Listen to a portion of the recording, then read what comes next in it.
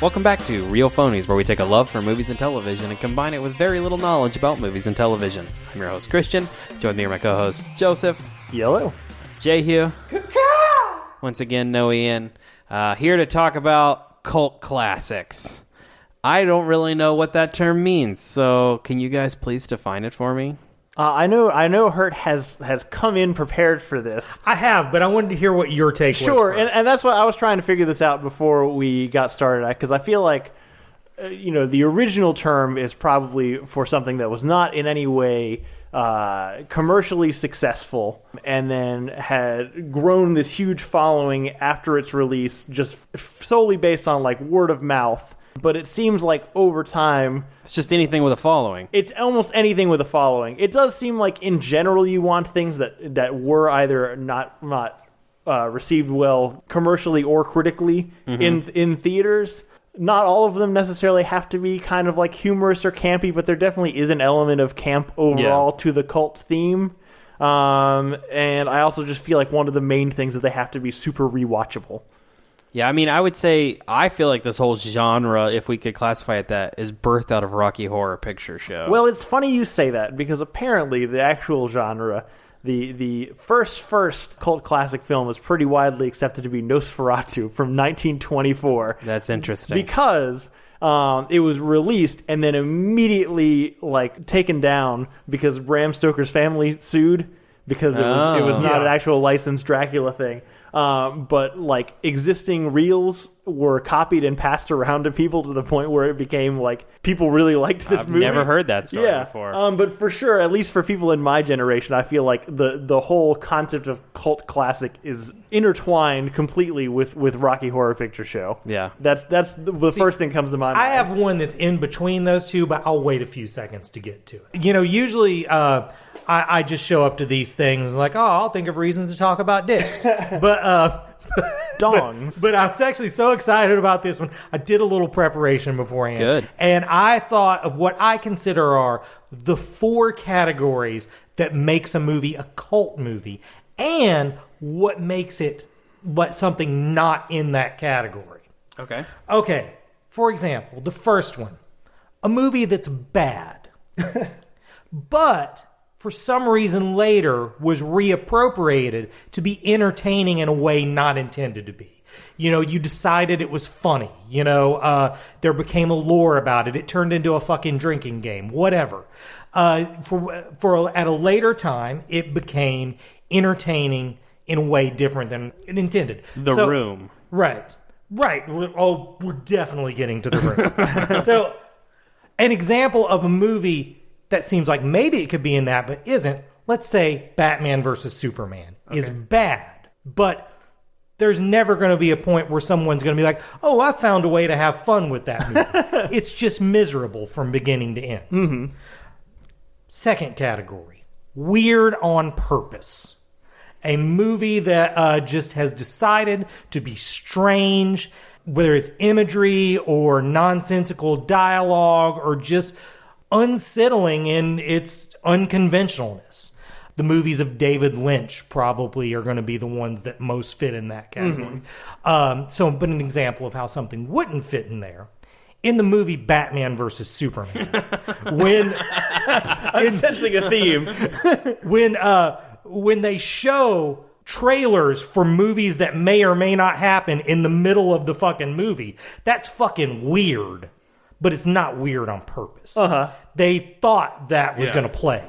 Third category, financial failure at the time it was released, but later has found a following in home video or second run. The movie Batman vs. Superman was a financial failure when it was released, but nobody's really catching on to it now that it's over. And finally, and I think this is the most nebulous one, but that like the most are going to fit in. If you had a poster of it in your college dorm or first apartment, something.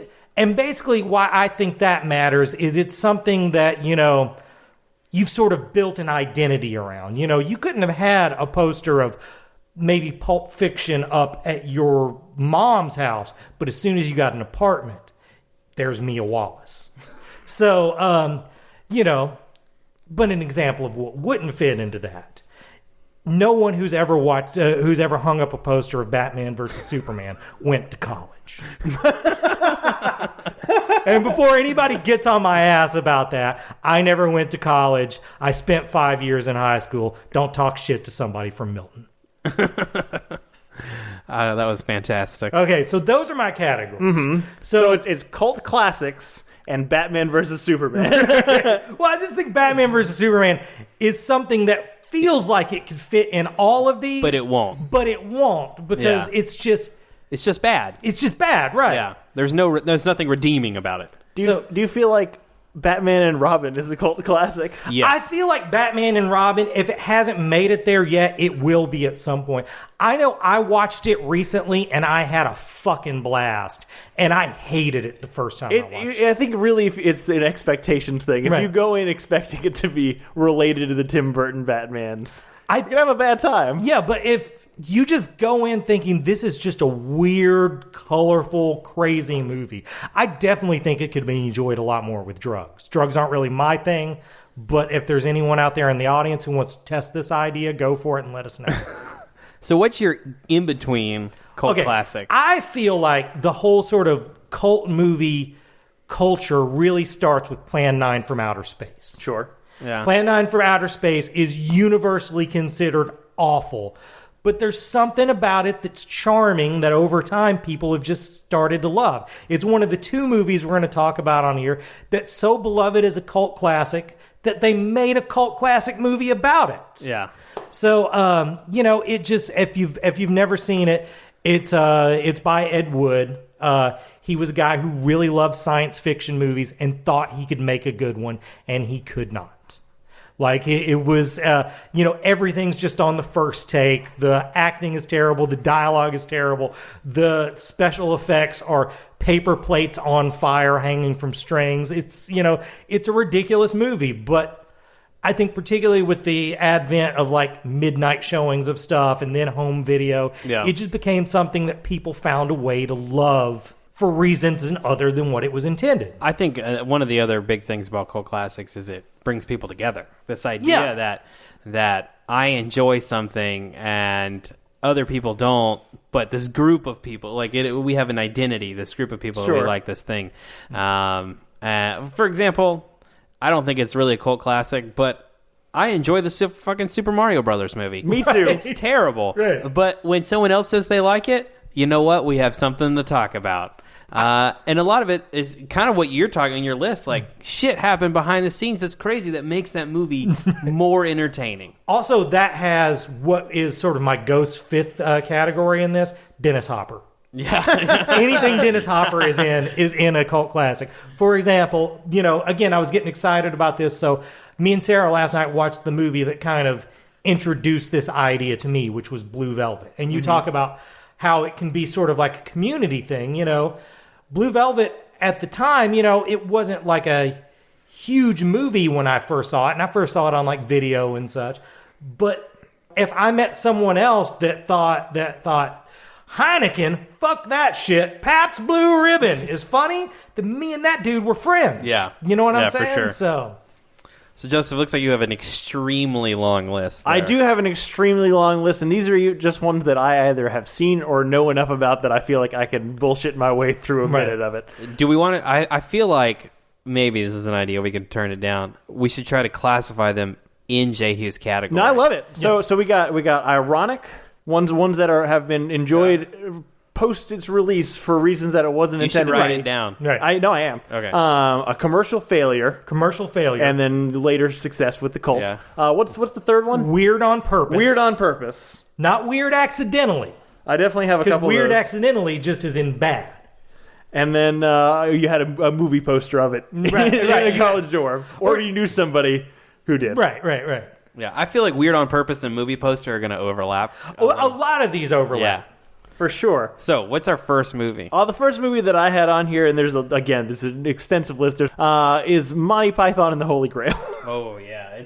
It's definitely had a whole second life come again. And boy, is that a community. Yeah. I worked in a comic book store for a few years, so it's a community I actively hate. I mean, look, I feel like it was at least a rite of passage for my generation. Right. I can't remember what age I was. I was in middle school somewhere, where you just quote lines from this movie at each other as like a social interaction, right? And that's friendship for like 2 years. I didn't know. I was interested where that story was going to go because for me, it was banned. We watched the shit out of Monty Python Search for Holy Grail on drum buses, in drum corps. Really? I mean, it was like the anthem of being a drummer for us. I've watched this movie a lot. I think what drove me nuts about fans of this movie is nobody could do the lines from it without doing the accent. Yeah, you got like, to. It's part you know, of it. I can do lines from The Big Lebowski without doing the dude's voice. How do you do Knigget without sounding like a racist French guy? Okay, that's a good point. I mean, I just did it. I just said Knigget, but it sounded like it's going to need to be edited out. Yeah. I think this of the categories. I don't know if it was a commercial failure. I don't really know how the Monty Python movies done. I mean, they were succesul. They made a bunch of them. This one is definitely weird on purpose. Yes. It is very weird. One of my favorite running gags that I hated as a kid that I've enjoyed as I've gotten older is just the random like David Attenborough guy who's supposed to be like explaining the documentary who just like at one of the shots gets his head cut off by a knife. Yeah. It's fucking great. Yeah. And I mean, boy, has this poster been on some dorm room Absolutely. walls. I mean, sure, yeah. There's so many of these posters that I'm sure if you unrolled to this day, you could smell the weed. So you've already touched on one that's number one on a lot of lists, even over Rocky Horror Picture Show, which is actually really the Coen brothers as a whole have like most of their catalog somehow appears on cult classic lists. I think after The Big Lebowski, it doesn't count. That's what I was going to say. Every one of their movies could be a cult classic in a way, but the one that most fits it is The Big Lebowski. Because it was a commercial failure at the time, particularly since it was right after Fargo, which was their first like huge mainstream hit. And everybody thought, oh, this is going to be even bigger. And people were kind of perplexed because they didn't know that they also did straight comedies. And it really didn't find its voice till home video. And now there's like fucking conventions. Yeah. You know? Well, there was like a Super Bowl commercial last year with Lebowski in it. Like, it's hard for me to say the Coen brothers are because, again, I'll give you after Big Lebowski, every one of them is a commercial and critical success. Right. This movie is definitely found second. Like, I know it released in theaters, but man, if everyone has a copy of this movie. And I mean, I can attest to it being a dorm room first apartment I was about to say, I've seen a lot of posters of this movie. I mean, if you look at pictures of my first apartment, there's the fucking Big Lebowski poster. I tried a White Russian because of this movie. Same here. They're not Hated good. It. Yeah, they're not Terrible. good. So this one really fits in two categories. This is commercial failure that found second life and, just cultural phenomenon, dorm room wall. Yeah. There almost should be another line in here for quotability because the last two that we've done are just like two of the most quotable movies of all time. Well, and I think a lot of times that's why they end up on dorm room walls. Because for me and my friends, it was the same thing as what you were talking about with Monty Python. Me and my buddy Zach and my buddy's Aunt Dondi could just go entire fucking days and only communicate through Big Lebowski and know what we were talking about. So we're going to transition to a different style of movie altogether, but one that I think will pretty firmly be considered in the same realm. Donnie Darko. Not funny. Not quotable. I don't like this movie at all, so it's really hard for me to judge. I know it has a following. This is definitely weird on purpose. Yeah. Yep. But I think it's also weird on accident. I think it is both. I think it both tries to be weird on purpose, but there's also times it is weird through failure. But you cannot deny the dorm room. I was about to say, if you have not seen a Donnie Darko poster, it's because you're blind. If you went to goth college, definitely this was on your wall. God, I hate this movie so much. I don't mind this movie. I saw it once and it annoyed the shit out of me. It represents a rite of passage. Yeah. Oh, everyone has to watch it. Yeah. So in that regard, I suppose it is. Yeah. Hazing. That's the other category. One of the other ones that one of the other categories we can have is it a cult classic or not? One of the ones that I just kept running into is Blade Runner. Blade Runner, I'm going with yes. It was on my list because it was an abysmal failure at the time. And it totally has found a second life. And it also has that whole lore about it because everybody wants to argue which fucking cut is the best cut and stuff like that. So also, it invented cyberpunk. It invented cyberpunk. It has that, you know... Without this movie, we don't get Akira, we don't get The Matrix, we don't get any of that shit. I mean, it's the only reason why it's hard, I think, is because of how beloved it is across the board now. Right. And because the biggest movie star on Earth was in it at the time. Yeah. But, and it doesn't have... There are some quotable lines in Blade Runner, but I think the most relatable thing is the aesthetic and stuff like that. So it doesn't have the normal, I don't know, symptoms or whatever of a cult classic, but I would agree that it does have the... It doesn't have a lot of quotable lines, but man, those two that are quotable are fucking quotable. As soon as I was saying the words in my head, I was like, well, there's this. So another one that I think would probably fall into the commercial failure, but we'll see what you guys think, is Christian Bale's American Psycho. Do people like this movie? Yes. Is there a big following There is a big following for this movie. I was not aware of this. I mean, I feel like that's Dorm Room Wall. Dorm Room Wall. That's fair, actually. There is a very recognizable poster for this movie. And man, it's good for profiling. You know to leave that dorm. Not because they're going to murder you, just because they're going to bore you fucking senseless. That's absolutely true. So it was really a matter of time before we had a Sam Raimi movie on this list, and we could really do all Sam Raimi movies on this list. But we'll just go for the Evil Dead or the Evil Dead series. Okay, here's. I think Evil Dead fits in two different categories. The first one is bad that has been reappropriated. Yes. You know, the first one is not bad on purpose. It's not ironic. It just was a bad movie. The second one is the one that becomes more like the Dorm Room Wall thing. It realized what was wrong with the first movie, and instead of trying to fix it, leaned into it for fun. It's also definitely a weird on purpose movie. It's so weird. And man, it's just like, it's made by that Bruce Campbell performance, who's like Dennis Hopper. It's like, you can, if you're wondering if this is a cult movie, well, Bruce Campbell's in it, That's so actually, it must be. That should have been the podcast. Let's see if we can name all the cult actors. Right. Was it in, this is the first one? I really have no idea, because as a person who likes that movie, and I relate Sam Raimi to horror comedy, was it not intended to be that? No, I think it was supposed to be actually scary. Oh. And That's how I've always taken it. But, Well, because horror comedy is so relevant in everything else he does, but it's relevant after that. Right. So did he make that movie and be like, oh, this is the thing that I can do? I think he's like the guy, do you guys all must remember those Reese's peanut butter cups where they accidentally dropped the chocolate into the peanut butter? And then oh shit, this is... I think Evil Dead is his chocolate in the peanut butter. He didn't realize what he had done till after he had done it. I can see that. Fair enough. So they're actually probably... maybe this is the only one that launched a career, but a cult classic that I think launched a career that maybe shouldn't have been launched. We'll see how we feel about it. Clerks. Clerks? Yeah. Clerks fits in almost every category, honestly. It's funny, you almost always do this stuff by decade, so I thought you were going to do this by decade. I am not. But I think the 90s is the one where it becomes the hardest to identify a cult movie, because everything kind of is and isn't a cult movie in the 90s. The success of Pulp Fiction really muddied up what that meant, because... like, for example, Boogie Nights was the kind of movie that was made by a guy who probably loved cult movies and was specifically trying to lean into a cult thing. He enjoyed the acting of John Holmes and wanted to make a movie about that. And I think it would have been a cult movie in any other decade, but because it came out like 2 years after Pulp Fiction, it got released in every screen on Earth, got all the publicity, and it was just a big movie that everybody knows and likes. So basically that's what I'm saying with Clerks.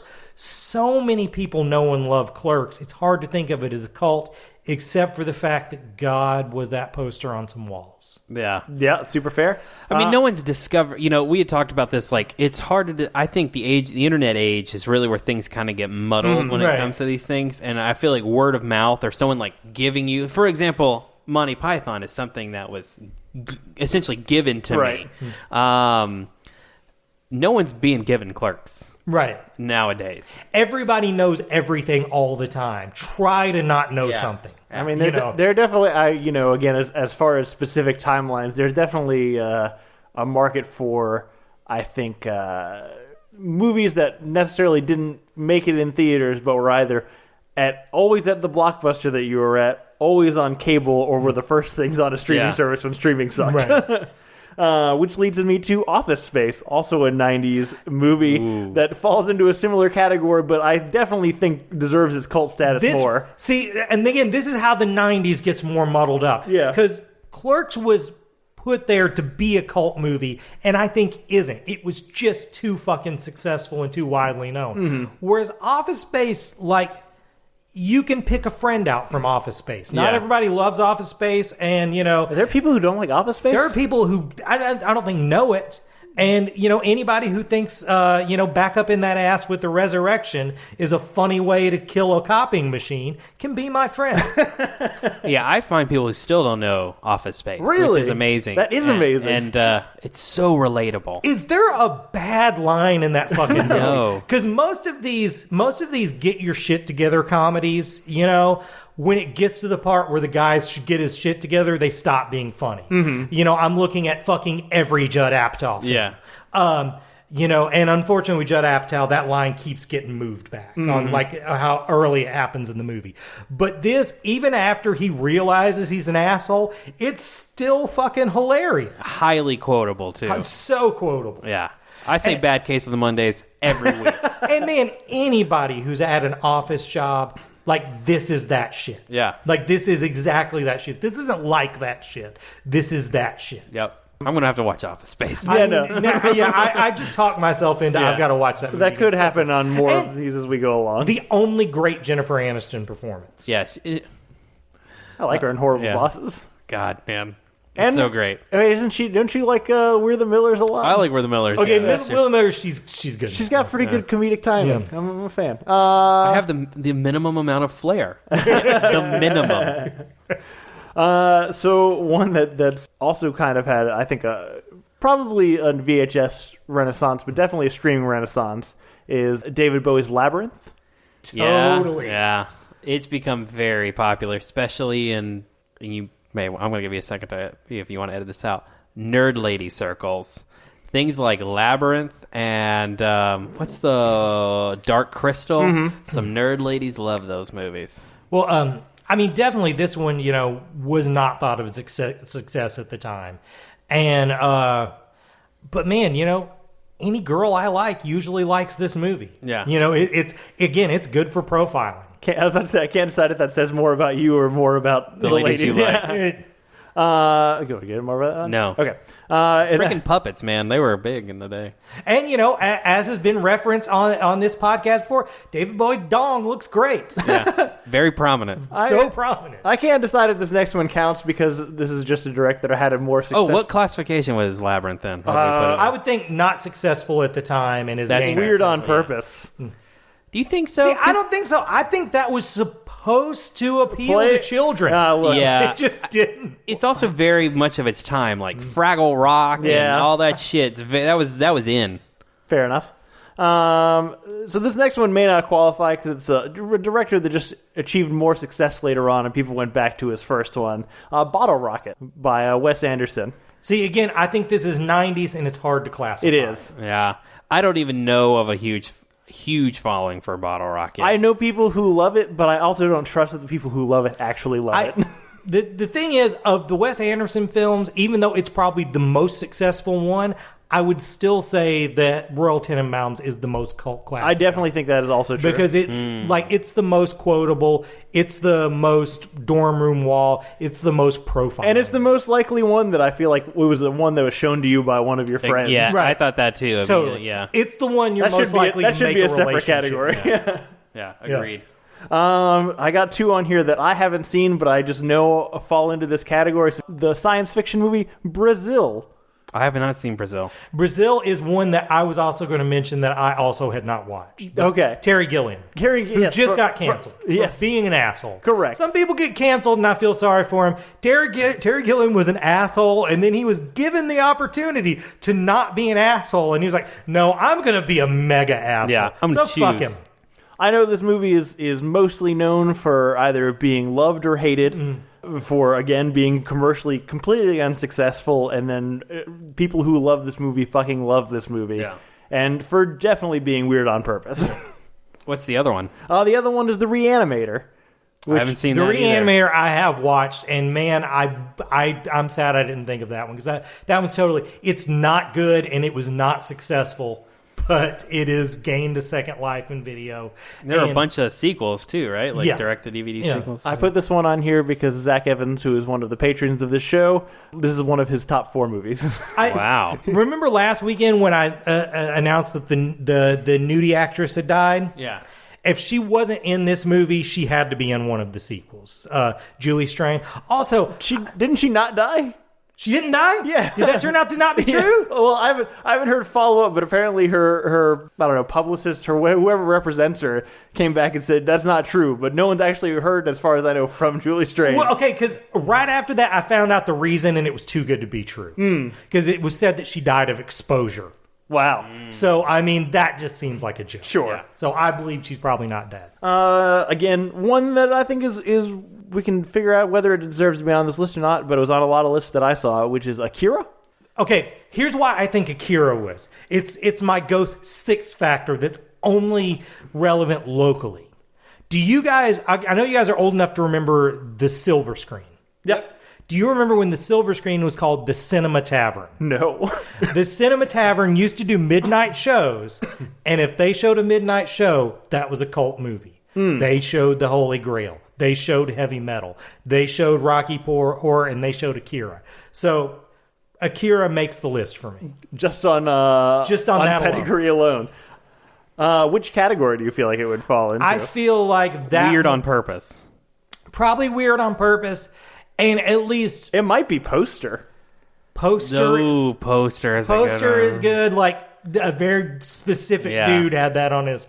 And also, I feel like it wasn't successful in the United States immediately, but it's definitely grown to fall. The thing about Akira that I have found is a lot of people, you'd be like, oh, do you watch anime? No, I've seen Akira. That's pretty good. And you're like, oh, okay. Yeah, it's So in that regard, I could see it. it also for me was Also given to you. A lot of people have been given Akira. dude, an anime has that like, you know, like Baptist youth minister thing about it, where, you know, there's always a guy who just wants to find what your interest is and hand you that anime copy that's going to make you understand why anime is cool. And, you know, so if you tell someone, oh, I like science fiction, they hand you Akira. That's actually super fair of anime because there's so much of it and it's so cross genre. If you talk to a person and they're like, "Oh, I don't really care for it," you're like, "What do you like? Like, just tell me your interest, and maybe I could think of something that you'll like." Man, I am that person sometimes. now I have to self-reflect. Yeah. Well, you already brought it up. It's also on my list. Let's talk about a heavy metal. Heavy metal, man, I mean, that's not good. But people sure have learned to love it in retrospect. I will say, you know, it has a killer Dio era Sabbath song on it, so that's cool. But it also has a really shitty Sammy Hagar song on it. So it's, you know, Sammy Hagar. So it's tough to say whether the soundtrack helps it or not. Like one that I was going to bring up was Flash Gordon. Yep. Because even though it was, first of all, it was one that I saw before I understood that movies could be bad. So I just loved it.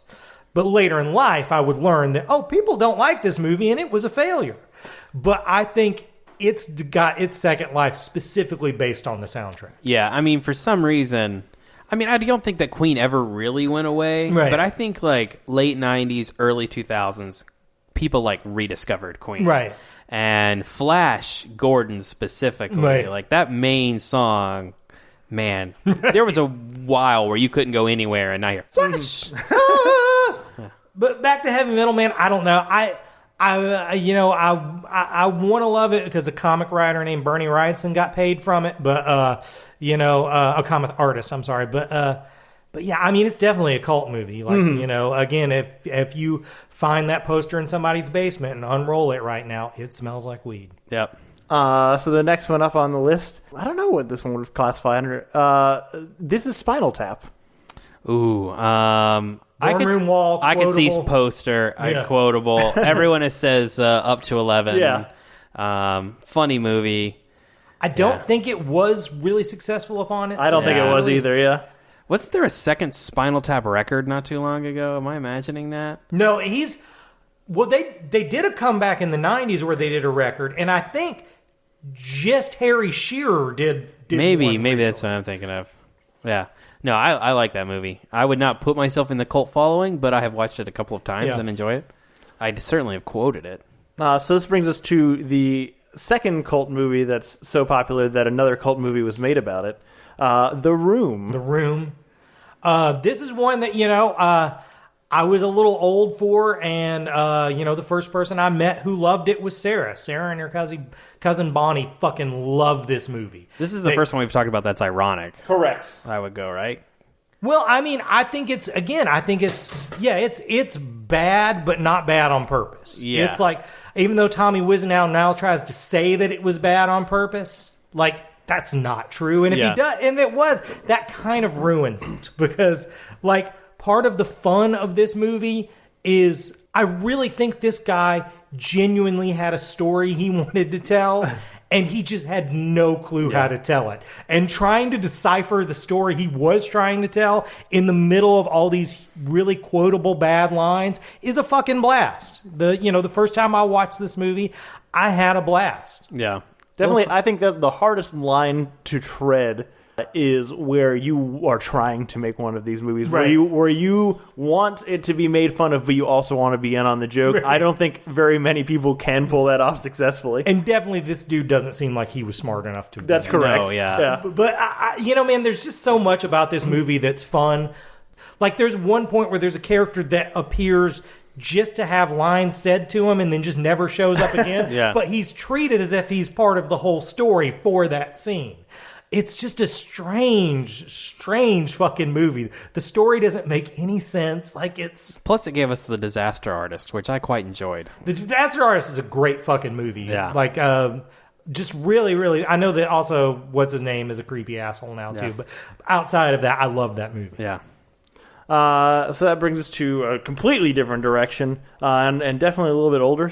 Sorry for time jumping on you there, Hurt. Clockwork Orange. Clockwork Orange was definitely on my list. Weird on purpose, dorm room wall. I feel like this is true for a lot of Stanley Kubrick movies. It is. I think it's true of all of them, but this is the most. Yeah, agreed. If you're going to have a poster up there that says, I'm that fucking Stanley Kubrick dude, you're going to have this poster. See, I think the right answer here is, what do you think it is? No. Go ahead. You say your thing. I think the right answer here, if you want to prove that you're a real Stanley Kubrick guy, is Eyes Wide Shut. Ooh. Oh, totally. But that one also, I think, is the only one of his movies that might be bad. Right. But that's why I think that should be the real cult. But I think that at least Dorm Room Wall, for nothing else, is Clockwork Orange. There's also a ghost. What I'm on now, 6th category I'll put here, which is if you find merchandise for it in a record store, but it's not necessarily has anything to do with music, like 80s, 90s, you couldn't go into a record store and not find a Clockwork Orange poster. But there's nothing specifically about that movie that ties to a record store. See, if I were to walk into a person's dorm room and they had a Clockwork Orange poster and they were trying to tell me that they were a cinephile, I would find that to be a misnomer. Like, that's like, if you had The Shining or 2001, I'd be on board with that. Right. But Clockwork Orange, I just think you probably have creepy dreams at night. All right, I got 2 more, and then I was thinking we'd do lightning round for the rest of them and just categorize them. Unless if you guys have any that you want to make. I have a couple I'd like to talk about because I have a couple that I wanted. I can't even decide if they're okay. Good. We'll do these 2, then you'll do yours, and then we'll do the lightning round. So we got Napoleon Dynamite just a few years ago. I don't have that many recent ones on here. I would say poster on the wall Yes. Weird on purpose. and weird on purpose. And just so quotable. and it just broke people's brains. It did. Yeah. For like 6 months, that's all anyone could fucking think about. You know, I don't remember how successful it was in theaters, but again, this is a movie that someone gave me. Like, I didn't go see it on purpose, but being 16 at the time, someone's definitely like, you got to watch Napoleon Dynamite. I think it was way more successful than they ever intended. Agreed to. there. Absolutely true.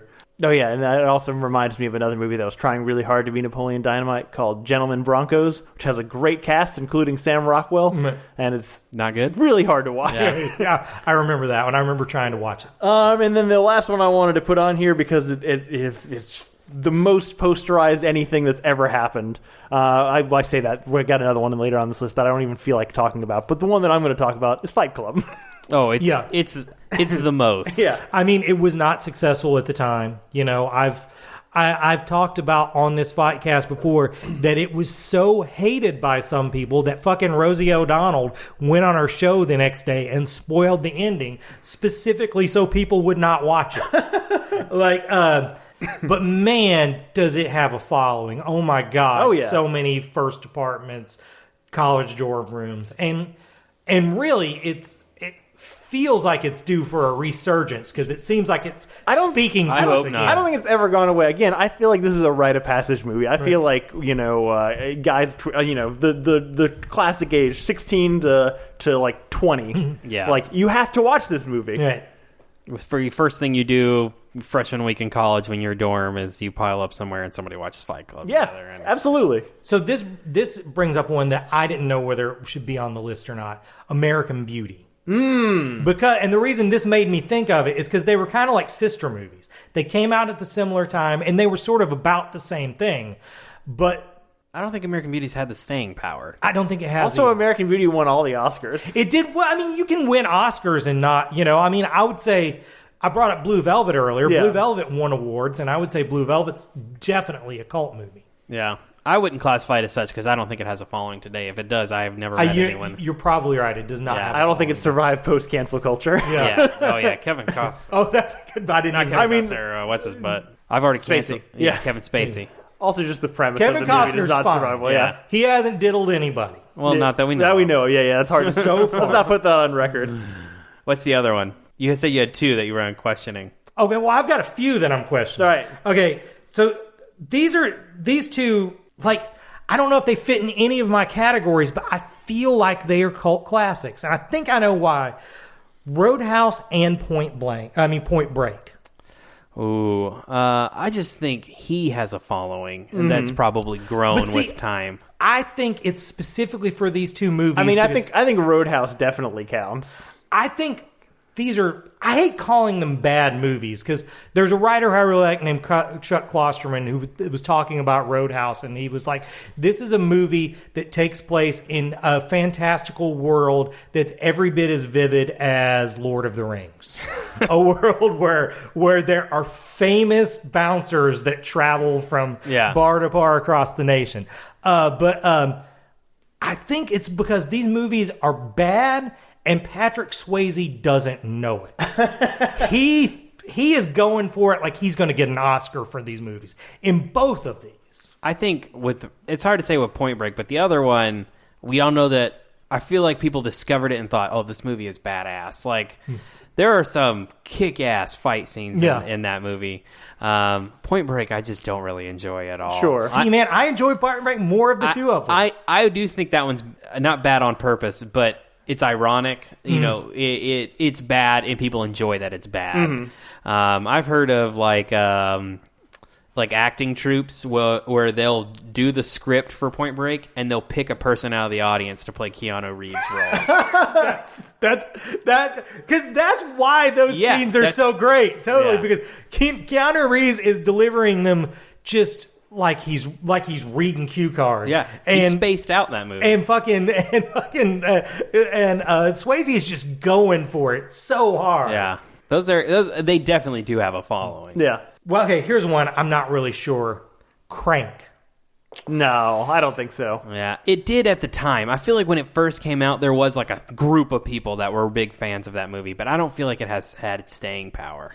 The only reason that made me think of it is I can remember that I will say, I don't hate this movie, and I think the problem is it was too immediately positively received. I know it didn't make that much money in the theaters. I feel like there should be a lag time between when the movie came out and when the following starts. Because I know the whole reason I saw it, because it looked awful to me, but then Patton Oswalt wrote some essay about it that was fucking hilarious, and I'm like, I'm going to go watch that movie. So that's the only reason I don't know if that's a experience just I had, or if I think that's actually probably for a lot of people. Is not a lot of people saw it, but the people who saw it all enjoyed it. It's also a rare movie that I feel like is in on its own joke and still pulls it off pretty successfully. Yeah, I have a few list guys, and that might be on your list, but I don't care. Go for it. Right, this is one that I guarantee you guys probably haven't even seen. Have you guys ever seen Tremors? Yeah.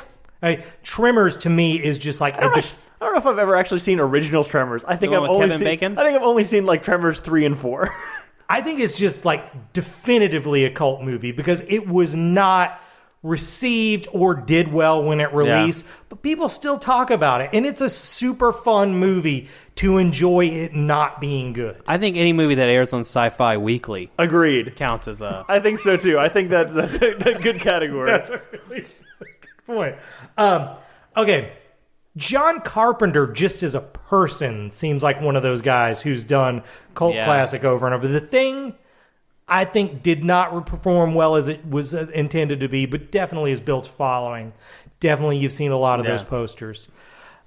Do you think Big Trouble in Little China fits in there? I think it does. I think it does, too. I think it does more than The Thing. Just for sheer amount of weird on purpose, and it's one of those movies that you would never watch on your own until someone tells you to watch it. It is fucking weird on purpose.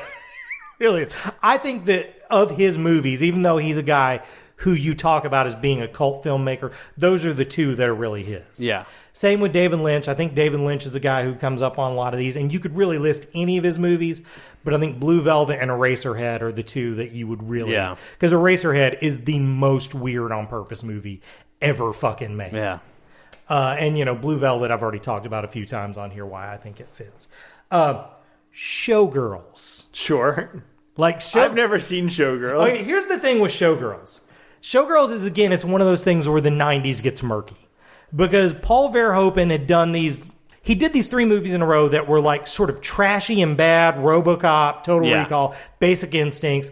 They were sort of smarter than... All of those have become cult movies, though. But they all did really well at the time. And they were sort of smarter than the audience, not in that they were smart, but just that the audience didn't realize these movies were kind of making fun of them. Yeah. I think that Showgirls was the first movie he did where he was like, okay, I'm actually going to cash in on the 90s are for me. The 90s are ironic. And it just bombed so hard. Yeah. And it's just bad. But you have a gay friend who it's their favorite movie. It's fair. Did you have any? I figure we might be ready to go to rapid fire. Rapid fire. Rapid fire. All right, rapid fire. We're gonna pick one category of the 4, which again are either ironic, not enjoyed for reasons it wasn't intended to, a commercial failure, weird on purpose, or a movie poster that was in everyone's wall, or quotable if we want to do that, or any of the other bullshit that we talk about on this fucking thing. A movie called Rubber. It's the most recent one I think I have on this list. Fucking love it. What was it? Weird Rubber. on purpose. 100% weird on purpose. It's about a sentient tire, like car tire, that kills people with telekinesis by exploding their heads. I love it, and I haven't seen it. It was one of the first movies on Netflix when Netflix didn't have any good movies, and I remember somebody said, hey, have you seen this movie? Actually, this reminds me of another movie that... It might have been me. that probably counts under this as something that you only hear of from your friends. The movie Teeth? Yep. Also true. Weird on purpose. Also weird on purpose. I feel like the granddaddy of these movies, Attack of the Killer Tomatoes. Probably, yes. Yeah. Snowpiercer. I think commercial failure on this one. Yeah. Because it's just a good movie that no one saw when it came out. Yeah, I don't know how it would fit in the categories. I think it's cult because it's good, that people just discovered later. Yeah. But Being John Malkovich. Oh, weird on purpose. Weird on purpose. I mean, it hit exactly the audience it intended to, which was fucking weirdos. Yeah. I would almost kind of go ironic because I don't know if they're in on the joke, but it's definitely a joke. You can also say not a cult classic because the next one is definitely up for grabs. Reservoir Dogs.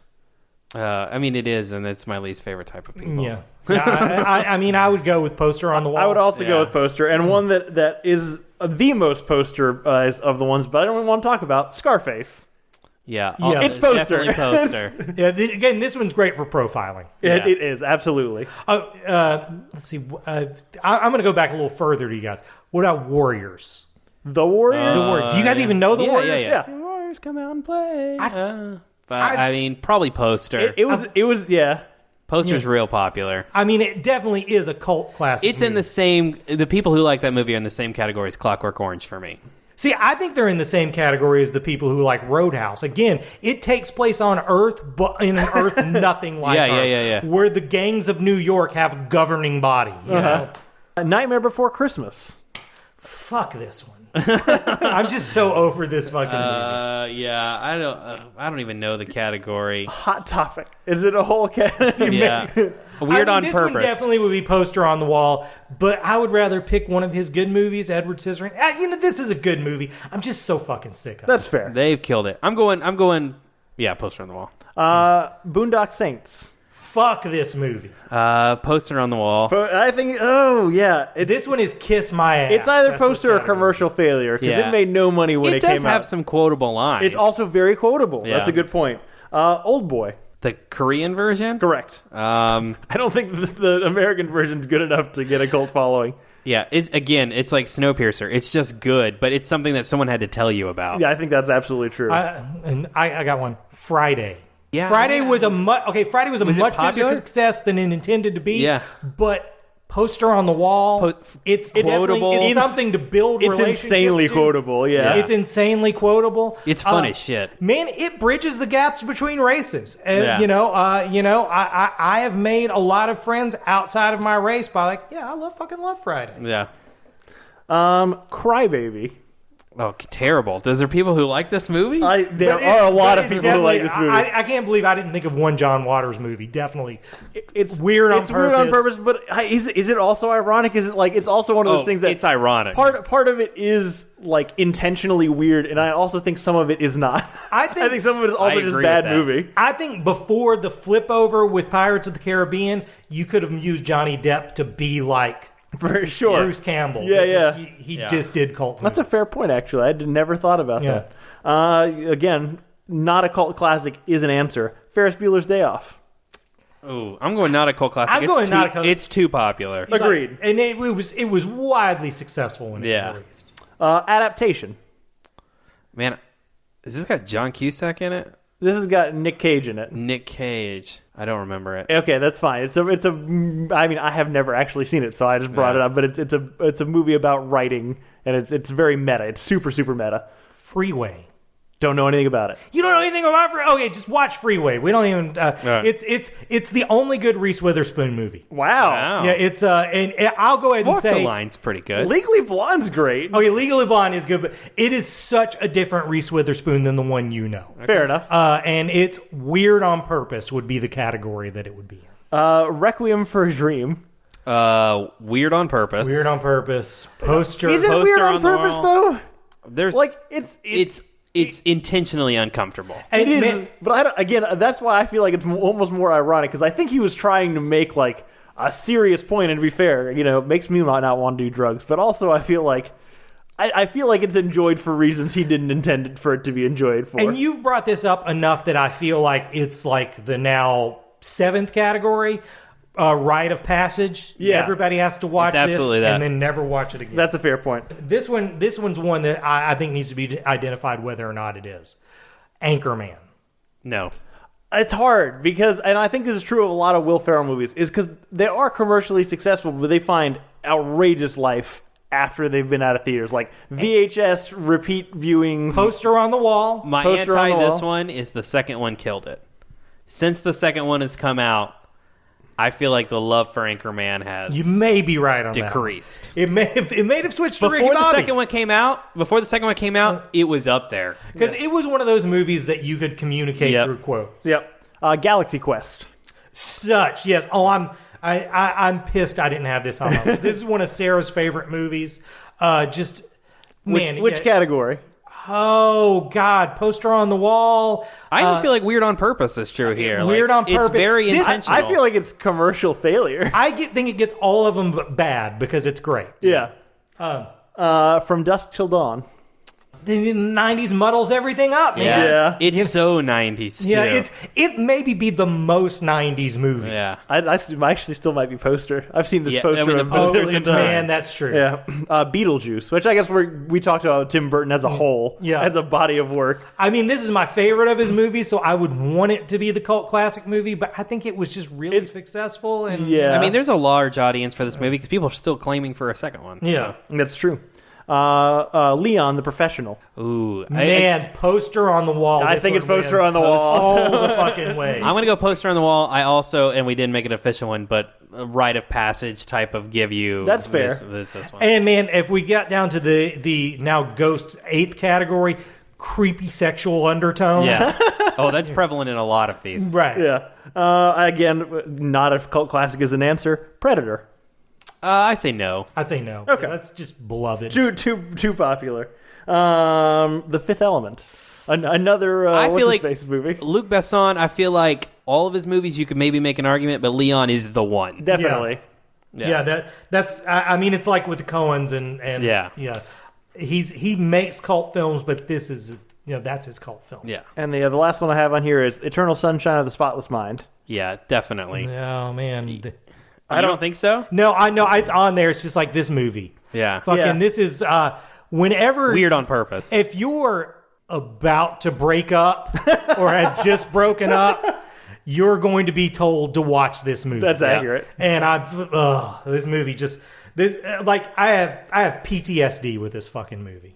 Yeah. Cult classics. You got any other ones that we want to rapid fire? Blues Brothers.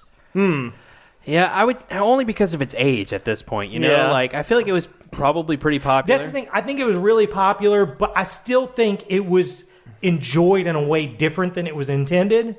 Yeah. And man, that poster factor. Yeah. Yeah, that's a fair point. Yeah. Fantastic. Well, I will say, in researching, quote unquote, this episode, like fucking everything is a cult classic. So if we didn't get to your favorite cult classic, let us know. We'll do it on another. We could do a whole nother episode where we just fucking rapid fire this shit. There's definitely for plenty of them. a whole episode. I think, and we talked about this a little before we started, I think this is a dying art form. Yeah. I think in the information age, this will be less of a thing that, drama behind the scenes would be the new thing. That that's true. I'll actually talk about that and what we're watching. All right, that sounds good. Well, that's it for Cult Classics. Again, email in if we fucked it up.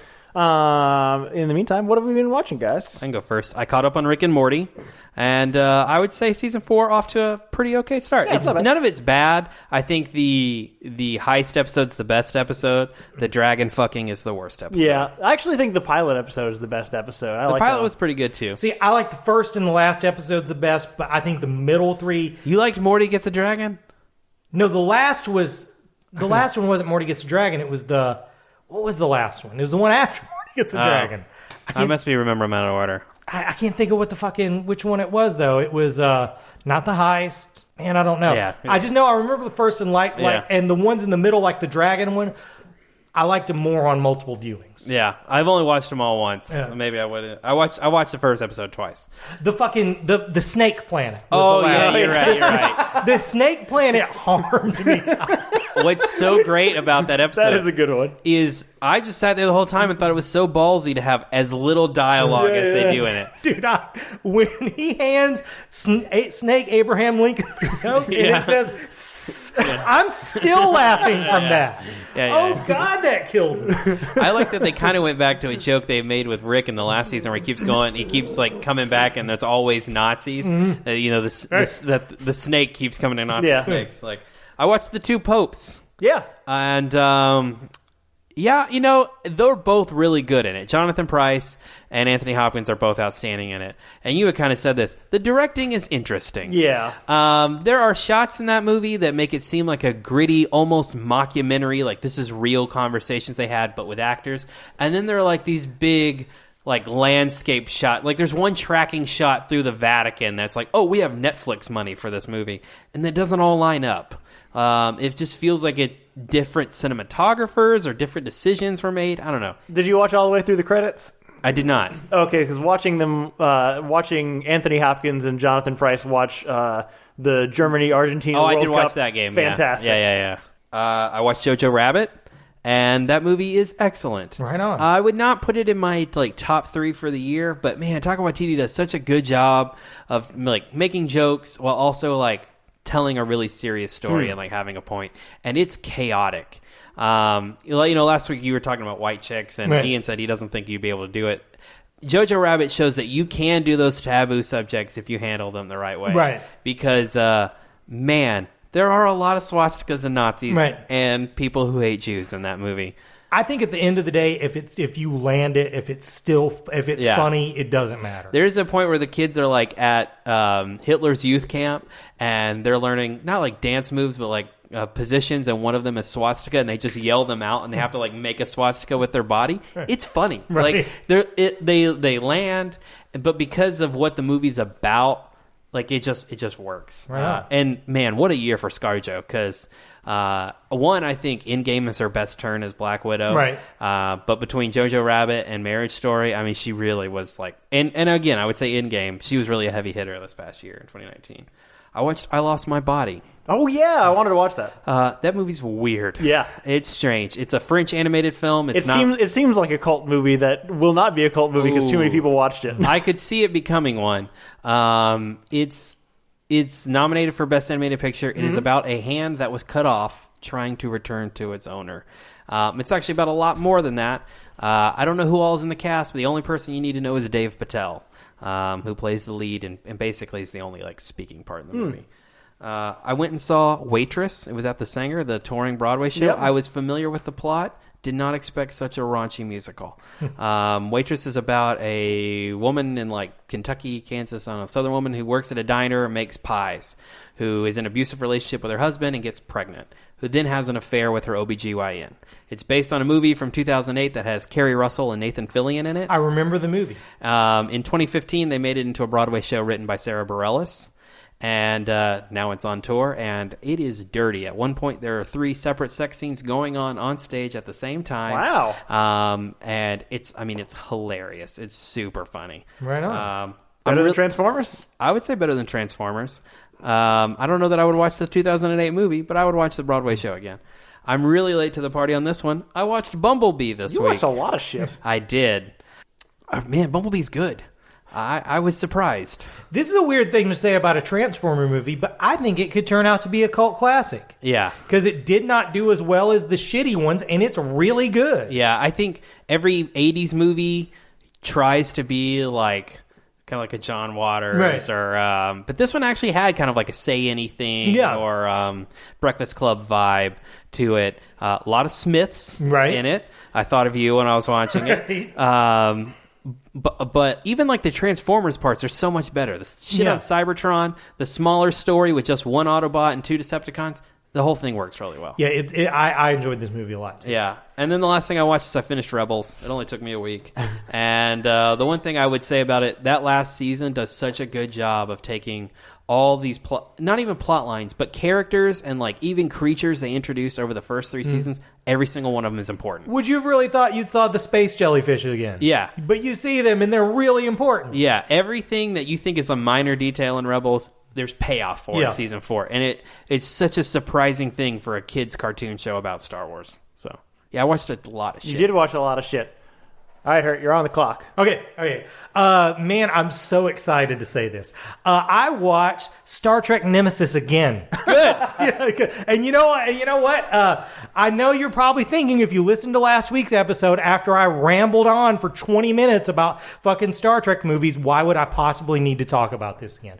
But I feel like with this particular movie, I did a thing that I think is bullshit. Which is, I let the things around this movie color my opinion of this movie. I knew that it failed, and that caused the sort of franchise to end. I knew that the director, they didn't really get along with him, and they didn't really get to sort of put all the things in the movie they wanted to because of that. Basically, I let the background shit, color what I was seeing on screen. But listening to Christian talk about it, made me think, I'm going to give this another try. And you know what? I liked it a lot better. Like, realizing that my opinion was bullshit, I liked it a lot better. There's still things in this movie that things are wrong, yeah. That fucking weird 4-way psychic rape scene could have been left on the cutting room floor. Deanna Troi has been raped in every way except with an actual dick on Star Trek. Yeah, I mean, the first season it happens. Yeah. And I really do think, you remember how I said about Into the Darkness, they should have made Lieutenant Hawk a member of the crew? Yeah. I think in general, they should have, after Worf leaves, they should have brought in a new crew member who's actually part of the cast just for exposition. Yeah. I think that would have helped this movie a lot. And a lot of the things that I was like, well, why didn't they mention that? They could have mentioned to that guy. Yeah. But I'm going with better than Transformers, but I also think this was a good experience because, right now, social media, podcasts, all we do is talk about our opinions on things. And I don't think anybody ever changes anybody's mind on something. But you changed my mind on that one. Also has Ron Perlman being... It also has Ron Perlman looking like Nosferatu, who apparently invented cult movies. Realistically, I was about to say Ron Perlman is a mark of quality, I feel like. Yeah. Oh, and actually, that's my favorite part in the movie, the fight between Riker and Ron Perlman. You watch anything else? No, that's it. Awesome. Yeah. I am on my rewatch of BoJack because the new season comes out on January 31st. I am midway through the third season, and it's so rewatchable. I fucking love this show. There's so many visual gags that I couldn't catch because I was paying attention to the plot that they just weave in there. It's infinite rewatchability. We're almost finished with the 5th season of Schitt's Creek. Moira is my favorite, like by far. Fuck everybody else. Moira is the best. Yeah, she's the only one that never gives in. My favorite thing about Moira is that she never loses. Yeah. She's never wrong. She will always pivot to make sure that she is winning. What's the son's name again? David. My big problem with the last season I watched is that David's boyfriend was just a comedy killer. Sure. Has he gotten any better in this? I mean, he's fine. Okay. Yeah, I mean, the problem is not him. I think the problem is what it does for David as a character. That may be it. That David without that, and this kind of competition, uncomfortable thing that's going on, but when he kind of settles down a little bit, David's not as much fun. Well, and also it sort of benches what's her name? What's his friend's name? Yeah. Stevie. Yeah, Stevie. She kind of just becomes a side character. Yeah. The episode where the store gets robbed and Stevie and David are giving him things is one of my That's favorite a pretty good episodes. one. Yeah. No, that's actually a good point. I think the breaking up the David and Stevie is probably the big problem there. And then movie-wise, I watched Long Shot this weekend with Charlize Theron and Seth Rogen. Pretty charming. We did a whole episode on rom-coms. It's a dying breed, but it can be done well.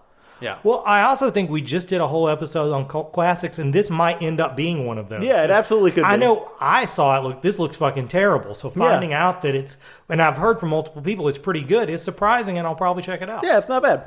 And then just this afternoon, because I wanted to be less racist, I watched Dolomite Is My Name. Yeah, finally.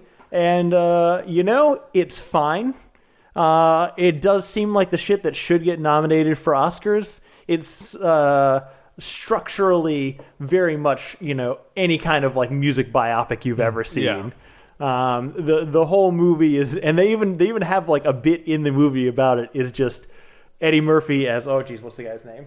As Rudy Ray Moore. I don't know why I didn't say that for you. I knew that. Oh, well, thanks. Yeah. Constantly being I want to do this thing. And then someone who's, in power or an executive or whatever is no, you can't do that thing. And then he says, I'm going to do that thing anyway. And then he does that thing. And that's the whole movie. It's a bunch of montages of that in a row. I still haven't watched it. I really want to. Here's the main thing I want to ask. Does he ever say the name, I'm going to tell him Dolomite's my name and fucking up motherfuckers is my game? He says that about 30 times in the movie. I used to be in a band called Fumble, and before we would play, we had an entrance tape that we played that was that for 5 minutes, and then Suzanne Summers saying, thank you, Thigh Master, for 5 minutes.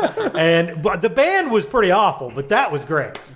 It's not bad. Again, it does seem like the kind of shit that would get nominated for Oscars because it's just that kind of real-life biopic winning story that people love to hear. I intend to watch it. Eddie Murphy is good in it. It's got every famous black person that at least half of them. Craig Robinson, Mike Epps, Chris Rock. Wesley Snipes is fantastic in it. One of the big standouts to me outside of Eddie Murphy, who was solid, was Divine Joy Randolph, who's kind of like, she becomes like his comedy partner when he's like starting in comedy, and then as part a production partner when they start making movies. She's really great in it, I feel like, for a movie that's generally pretty light. I feel like she has probably the most like emotional weight for anybody in the movie. But yeah, it's pretty good. I don't think it's the best movie of the year, but I think it's fine. Yeah. Do you have to go? I have to leave. All right. Well, Christian's going to leave because he's too good for us. Bye, y'all. Bye, buddy.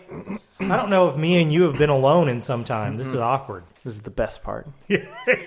And I think that's it for what we're watching. But before we head out, we promised we would do this last week, and then we ran out of time, which we almost did this week also because we can't shut up.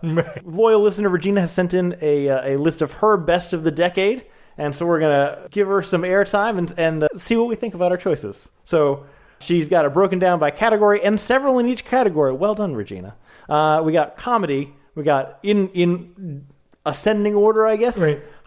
This Is the End, Bridesmaids, What We Do in the Shadows, Once Upon a Time in Hollywood, and The Other Guys. I love The Other Guys being on top. That movie is fucking hilarious. Well, first of all, it's very on brand for Regina that This Is the End is on there. I would have called bullshit if it wasn't on there. I don't know if I agree with that choice, but it's correct for her to have made that choice. It is funny. Yeah. Yeah. I think it's funny. I just don't know if I think it's one of the best. The scene in The Other Guys when Samuel L. Jackson and The Rock jump off the roof, like I was crying for several minutes when I saw that the first time. For sci-fi, number 5 is In Time, which is wrong. That movie is not good. Edge of Tomorrow, John Carter, Ex Machina, and Inception. Generally good list. The rest of that list seems like she's talking directly to me. Agreed. Yeah. Have you seen Gattaca? It's way better. It's that same director. Yeah, I've seen Gattaca. Not you. I'm talking to Regina. Okay, well, you were looking directly at me. You're the only person here. That makes it weird, right? People who we rip off this podcast of, who just do this with each other. I don't know how they do that. I think they're better friends than we are. Maybe. For action, we got Rise of Skywalker, Ip Man 2, John Wick, Mission Impossible Fallout, and Mad Max Fury Road. It's interesting that Rise of Skywalker is on there. Is that one of the... I mean, I guess it is an action movie. I would go with that. I would say that I think Force Awakens. Force Awakens. I think that's a better action movie. That's fair. Yeah.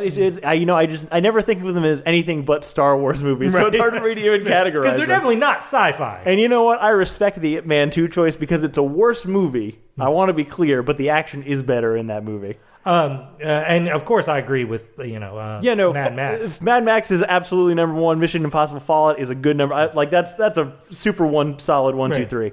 Horror, we got Get Out, Train to Busan, Insidious, One Cut of the Dead, and It Follows. Honorable mention: Tucker and Dale vs. Evil, which is only kind of a horror, but I love it, and the new Evil Dead reboot. I still haven't seen that One Cut of the Dead. Zach mentioned that when he was on the show. Since I haven't seen most of these, I'm going to go with okay. But It Follows is the correct number 1, and I really like Train to Busan. Drama, we got Black Swan, Boyhood, Les Miserables, Wolf of Wall Street, and The Big Short. Honorable mention to Can You Ever Forgive Me? Black Swan was this decade? It was. I know. It feels crazy. Like forever ago. It feels definitely like an Audi's movie. I dig that choice. I don't know if I would have put The Big Short as number 1, but hey, it's your life. Romance, we got About Time, The Shape of Water, Love and Other Drugs, Silver Linings Playbook, and Crazy Rich Asians. Historical, we got Bohemian Rhapsody. Good. All right. Is that historical? I'm just so glad that she's also keeping it real. The Witch, is that historical? I mean, I guess it's probably, I don't know. The Butler, 12 Years a Slave, and Hidden Figures. Oh, Hidden Figures. Was The Butler good? I think Regina thinks it is. Hey, well, Regina, tell us why The Butler's good. I agree with her most, and I'm just super into Regina keeping it real by putting Bohemian Rhapsody. Yeah, stay with it. I love it. Yeah. Comic book: Wonder Woman, Thor Ragnarok, Captain America: Civil War, Into the Spider-Verse, and Captain America: Winter Soldier. Love that 1, 2, 3. I know Ian is definitely against Wonder Woman. I don't mind Wonder Woman. I just don't. I feel like there's so many comic book movies that might have edged it out. It definitely would not. I think it's okay. It wouldn't have made my top 5 or top 10 or. Animated, we got Lego Movie, Under the Red Hood, Frozen, Isle of Dogs, and Frankenweenie. I'm surprised Into the Spider-Verse didn't make it on there also. Yeah, because to me, that's the best animated movie of the decade. But I love the inclusion of Under the Red Hood because I fucking love that. Yeah, that movie. is good. That is good. Family, we got Wreck-It Ralph, The Little Prince, Paddington, Book of Life, and The Lorax. I'm surprised The Lorax is number one, but Lorax was this decade? I guess so. Again, that feels like some Audie's ass shit. For sure. I mean, yeah, that's kind of the thing. 2010 was a long time ago. Yeah. TV drama. We got Big Little Lies, Downton Abbey, Succession, Game of Thrones, and The Newsroom. No! That's the wrong choice. I haven't read any of these before I started this, so this is a genuine surprise. Well, which one is your wrong choice? The Newsroom. I've never watched it. So Oh, no. It's like, Sorkin is genuinely good. What's bad about this one? Oh, it's Sorkin becoming a grumpy old man on screen for us. Me and Regina are both closer to being grumpy old men. So, if she likes it, I'll probably like her. I'm going to agree with her on that, even though I haven't seen it. She also mentions the Umbrella Academy and Here and Now, which I'm not even familiar with. I did love Umbrella Academy. Fair enough. And for TV comedy, we got Russian Doll, Glow, Veep, Silicon Valley, and Gravity Falls. I hear Gravity Falls is great. I don't have kids, so I've never watched it. Yeah, I haven't watched it either. Honorable miniseries or honorable mentions, we got Chernobyl and Good Omens. I really want to see both of those things, actually. Good Omens is the one with David Tennant and what's that other motherfucker? It's not Michael. Is it Michael Sheen? I don't know, man. He's the guy. He's the werewolf. That doesn't matter. The guy with the nostrils? No, I don't know. Michael Sheen's the guy with the nostrils. What movie? What are we talking about again? He's in Good Omens. It's a movie about an angel and that's devil. Michael Sheen. That is Michael Sheen. Yeah. Okay, I've watched that. That's very good. Is it good? Yeah. Okay, good. And biggest disappointment is The Dark Knight Rises. And she mentioned this is the Hard more disagree. that she stopped getting excited about life. Which is how I felt after Batman vs. Superman. So, I understand that feeling. I applauded Regina for keeping it real on Bohemian Rhapsody, but I think she didn't keep it real by putting the first season of True Detective on here anyway. That's actually fair. Because she loved that shit. Yeah. But thank you for this list, Regina. It's pretty comprehensive, and in general, I agree with it. And you know what? Even if we rag on you, I support your right to have your opinions, and I support your decision to continue to share them with us. I genuinely agree with it, but I don't support your right to have opinions. Or that's also or fine. Anyone's. Yep. But I think that's it for this week. If you want us to read literally anything on air, just send us an email at realphonies@gmail.com. You can also follow us on Facebook and Twitter at realphonies, or on Instagram at real_phonies. I think next week, I don't know what we're doing next week. We'll have something else for you next week, probably another topic. You know what? Next week, I'm going to guarantee next week we will know what we're going to do the week after. That's probably true, actually. So join us next week for that. And thanks to Zach Evans for art and Brian Velasquez for our theme. We'll see you guys next week.